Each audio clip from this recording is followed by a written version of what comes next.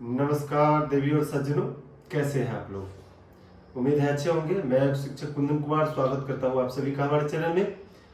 दोस्तों, आज का हमारा विषय है थायराइड, जो कि बहुत आम समस्या है, खास करके महिलाओं के लिए। तो वीडियो को पूरा देखें, स्किप या फॉरवर्ड मत करें, और लाइक और सब्सक्राइब करना तो बिल्कुल ही ना भूलें, क्योंकि जो भी जानकारीपूर्ण आपके लिए, आपके स्वास्थ्य के लिए जो वीडियो लेकर आऊँगा वो आपको सबसे पहले मिले। तो इसलिए आप लाइक और सब्सक्राइब करना बिल्कुल ना भूलें। चलिए बात करते हैं, थायराइड क्या है। थायराइड अगर सामान्य अवस्था में रहे, सामान्य मात्रा में हो हमारे शरीर में, तो वो हमारे शरीर के लिए बहुत लाभदायक होता है। थायराइड ग्लैंड्स हमारे गले के इस हिस्से में पाया जाता है, और इसका काम है हमारे शरीर के जितने भी अंदरूनी अंग हैं उन सबको ऑपरेट करना, उन सबको नियंत्रित करना। यानी कि शरीर का जो मेटाबॉलिज्म है उसको कंट्रोल करना। इसमें दो प्रकार की शिकायत पाई जाती है, एक थायराइड का बढ़ना और दूसरा थायराइड का घटना। दोनों समस्याओं में अब यहाँ पे मैं यदि आपको एक एक पॉइंट बताने लगूंगा तो बहुत लंबा हो जाएगा, इसलिए मैं आपको मोटे तौर पर बता देता हूँ कि वजन जल्दी से यहाँ पे मैं आपको मोटे तौर पर बता देता हूँ कि वजन तेजी से घटना या बढ़ना, बालों का गिरना, नींद न आना या नींद जरूरत से ज्यादा आना, शरीर का कांपना या फिर शरीर का सुस्त हो जाना, तनाव में चले जाना, तो ये सब लक्षण है, थायराइड के लक्षण है। यदि इस प्रकार की कोई समस्या आपको दिखाई देती है जो कि लंबे समय से है, तो पहले आप डॉक्टर से दिखाएं। इसके बाद आप योगाभ्यास करें तो बहुत जल्दी आराम हो जाएगा आपको, क्योंकि उसका लेवल है कि अगर आपका ज़्यादा बढ़ गया है या घट गया है तो योगा एक्सरसाइज एक लॉन्ग प्रोसेस है, इसलिए मेडिकेशन जरूरी है। तो चलिए बात कर लेते हैं कि कौन कौन से एक्सरसाइज हैं जो कि आपको थायराइड में लाभ देते हैं। तो उसमें आपको बता दें कि किसी भी प्रकार के योगाभ्यास करने से पूर्व सामान्य जो निर्देश है वो इस प्रकार है कि आपका पेट साफ होना चाहिए, साफ सुथरा वातावरण अगर है, जैसे कि ग्राउंड या छत, तो बहुत अच्छी बात है, नहीं है तो आप रूम के अंदर भी कर सकते हैं, कोई प्रॉब्लम नहीं है। तो उसके बाद वार्म अप एक्सरसाइज करना आवश्यक है, और वार्म अप किसी भी प्रकार का हो सकता है। यदि आपको वॉकिंग का शौक है, साइकिलिंग का शौक है, रनिंग का शौक है, तो वो भी कर सकते हैं, कोई दिक्कत नहीं है। या फिर आपको बहुत सारे तरीके मैंने बता रखे हैं पिछले वीडियो में वार्म अप के, तो वहां से भी आप सीख सकते हैं, उससे आप वार्म अप कर सकते हैं। ठीक है, तो चलिए हम आसन से बताते हैं, क्योंकि मैं नहीं चाहता कि आप बोर हो, वीडियो लंबा हो जाए। तो शुरू करते हैं, जिसमें हम सबसे पहले हम जो करेंगे वज्रासन समूह के कुछ आसन करेंगे। उसके लिए हम वज्रासन में बैठ जाएंगे, जिसमें सबसे पहला आसन होगा हमारा मर्जरी आसन, जिसको कैट काउ पोज कहते हैं।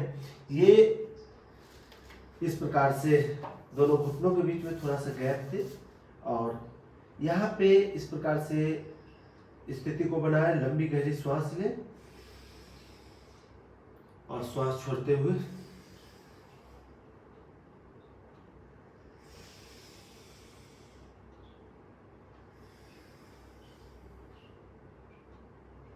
इस प्रकार से श्वास लेते समय कमर को नीचे ले जाना है, श्वास छोड़ते समय कमर को ऊपर ले जाना है। ध्यान रखें कि ये एक्सरसाइज भी जो कैट काउ पोज है ये भी वार्म अप एक्सरसाइज के अंदर आता है, तो इसके लिए कोई दिक्कत नहीं है। आप अगर वार्म अप नहीं भी किए हैं तो इस अभ्यास को करने के बाद आपका बॉडी वार्म अप हो जाएगा।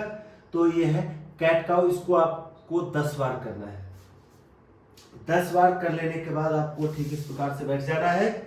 ये ध्यान रखिए कि ये तनाव को नियंत्रित करने में, कंधे के दर्द को, कमर को दर्द को भी ठीक करने में मदद करता है। इसके बाद अगला जो है अभ्यास हमारा वह है उष्ट्रासन। उष्ट्रासन के लिए हम दोनों घुटने को ऊपर आ जाएंगे, घुटने के बीच में थोड़ा सा गैप दे देंगे, और अब यहाँ पे दो प्रकार से उष्ट्रासन कर सकते हैं। पहला है पूर्ण उष्ट्रासन, दूसरा है अर्ध उष्ट्रासन।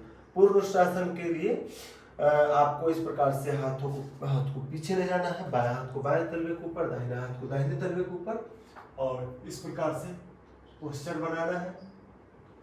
वापस इसमें कम से कम 10 से 15 सेकंड रुकना है, लेकिन ध्यान रखिए आपको श्वास को रोकना नहीं है। ये हो गया पूर्णुष्टासन। इसके बाद अगला जो हम बता रहे हैं अर्धुष्टासन, उसमें अंतर बता देता हूं कि कई लोगों को फैट के कारण वो पूर्णुष्टासन नहीं कर पाते हैं, या फिर फ्लेक्सिबिलिटी के कारण, तो वो अर्धुष्टासन भी कर सकते हैं। दोनों हाथ कमर के ऊपर इस प्रकार से रखें, लंबी गहरी श्वास भरें और पीछे चले जाए इस प्रकार से, और फिर धीरे से डाउन हो जाए। इसे भी आप 10 बार अपनी क्षमता को ध्यान में रखें। जिनको भी हाई ब्लड प्रेशर की शिकायत है वो अपनी क्षमता को ध्यान में रखते हुए करें, या डॉक्टर ने जो सलाह दिया है उसके हिसाब से करें। अब यहाँ पे उष्टासन के बाद हम करेंगे चाइल्ड पोज यानी बालासना। उसके लिए लंबी गहरी श्वास भरेंगे, दोनों हाथों को ऊपर उठाएंगे और श्वास छोड़ते हुए इस प्रकार से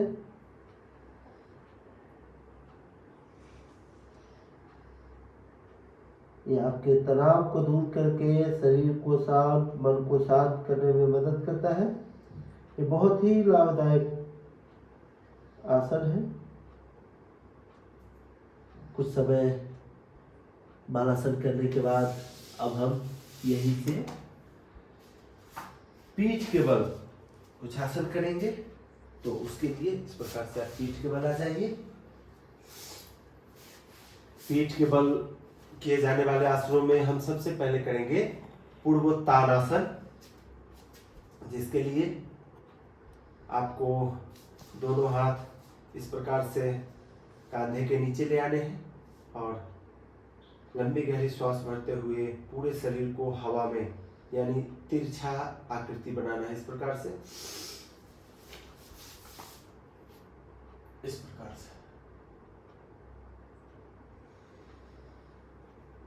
यहाँ पे आपको मनी गिनती करते हुए 10 सेकेंड होल्ड करना है और फिर धीरे धीरे डाउन हो जाना है। इसे भी आपको 10 बार करें, बहुत लाभ होगा। इसके बाद हम करेंगे मत्स्यासन। मत्स्यासन यानी कि मछली की आकृति बनाना। इसके 2 वेरिएशंस हैं, एक है पद्मासन लगाकर, वो भी बताऊंगा मैं, और एक है नॉर्मल। तो पहले मैं नॉर्मल आपको बता देता हूँ। यहाँ से लंबी गहरी श्वास भरेंगे और केहूनी की मदद से इस प्रकार से, और दोनों हाथ थाई के ऊपर इस अवस्था में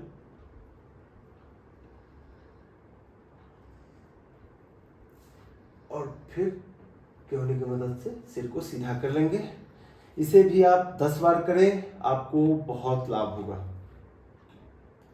यहाँ पे 10 बार करने के बाद 1-2 लंबी गहरी श्वास ले लीजिए शवासन में। शरीर की अवस्था को शांत हो जाने दीजिए, श्वासों को सामान्य हो जाने दीजिए। इसके बाद अगला आसन हम करेंगे सेतुबंद आसन, जो कि कमर के लिए भी लाभदायक है, साथ ही साथ थायराइड के लिए अति महत्वपूर्ण आसनों में से एक है। तो इस प्रकार से दोनों घुटने को फोल्ड करेंगे, दोनों हाथों से एंकल को ग्रिप करेंगे, लंबी गहरी श्वास भरेंगे और इस प्रकार से कमर को ऊपर ले आएंगे, जितना ऊपर ले आ सकते हैं।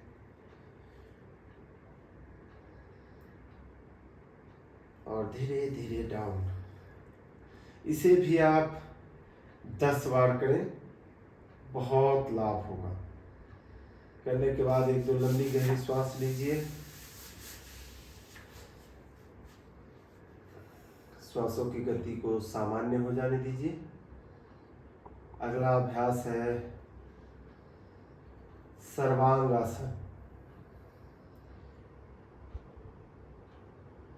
इसके लिए दोनों पैर को मिलाइए, लंबी गहरी श्वास भरिए, पहले पैर को 90 डिग्री उठाइए, फिर पूरे बॉडी को इस प्रकार से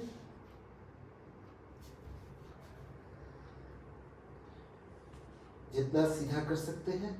ध्यान रहे किसी भी अवस्था में श्वास की गति जारी रहेगी, श्वास रोकना नहीं है।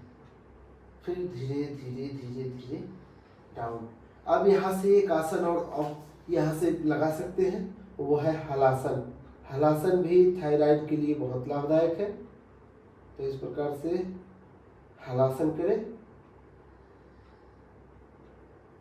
और फिर धीरे धीरे डाउन।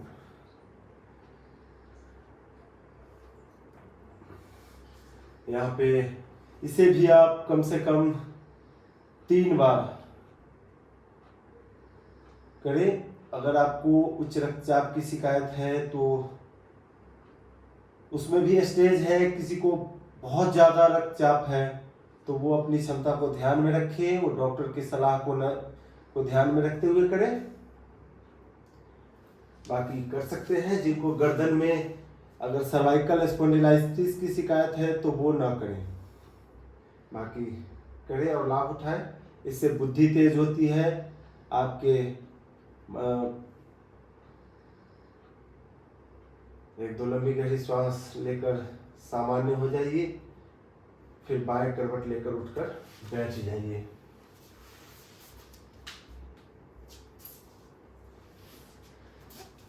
यहाँ पे आपको आसन जो मैंने बताए वो सब आपको करने हैं अपनी क्षमता अनुसार, समय और गिनती।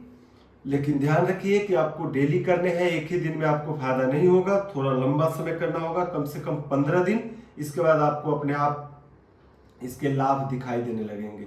इसके बाद आपको 2 प्राणायाम करने हैं, एक है कपालभाति और दूसरा है उज्जयी। कपालभाति कैसे करते हैं वो अगर आपको डिटेल में जानकारी चाहिए तो आप हमारे चैनल पर विजिट कीजिए, आपको वीडियो मिल जाएंगे, उसमें देखकर आप फायदा उठाइए। और दूसरा है उज्जयी।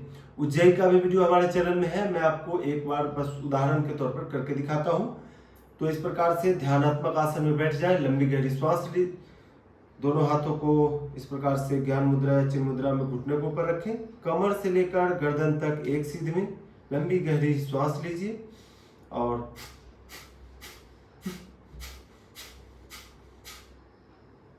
इस प्रकार से श्वास को बाहर फेंकना है 1 मिनट में 40 बार। या आप पहले से करते आ रहे हैं तो अपनी क्षमता को जानते हैं तो उस अनुसार उस गिनती में करें। यानी इसका जो सिस्टम है, तरीका है, वो है 1 मिनट में 40, 50, 60, 70, 80, 90, किसी किसी का रफ्तार 100 तक चला जाता है। तो ये धीरे धीरे होता है। एक दिन में अगर आप सोचेंगे कि मैं 90 कर लूँ तो एक ही बार में आपका सांस उखड़ जाएगा, तो आप दोबारा नहीं कर पाएंगे उस दिन और आपको बेचैनी महसूस होगी। इसलिए आप इसको ध्यान में रखते हुए धीरे धीरे स्टेप बाय स्टेप करें। इसको भी आप 3 बार करें शुरुआत में। इसके बाद उज्जयी। उज्जयी करने के लिए लंबी गहरी श्वास भरें, पूरी श्वास बाहर और गले को सिकोड़ें और सिकोड़ते हुए श्वास को खींचें।